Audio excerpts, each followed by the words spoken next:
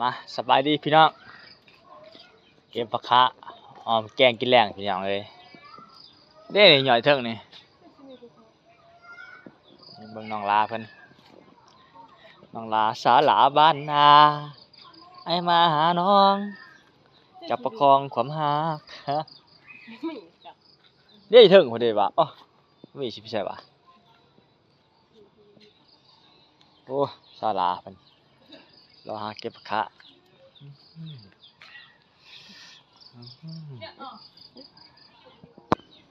เด้หน่อยเถิงเด้เด้เด้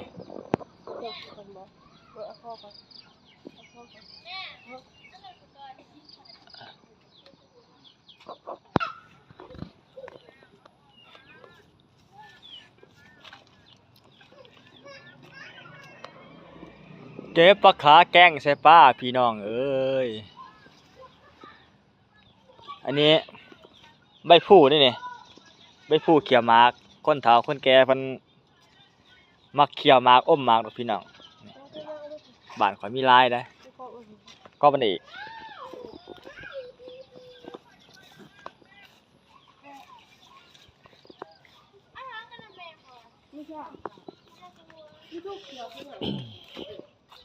เห็นป่ะ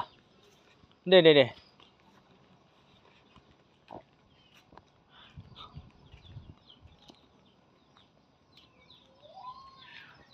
แกงใส่ผักขา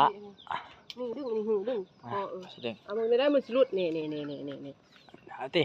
นี่เอามึงนี่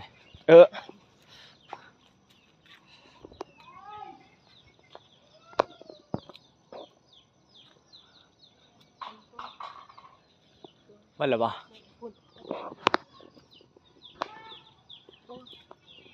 มันเหรอบ่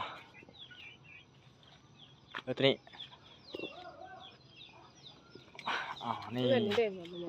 นี่ยอดใหญ่ขนาดยอดงามๆได้ยอดเถิง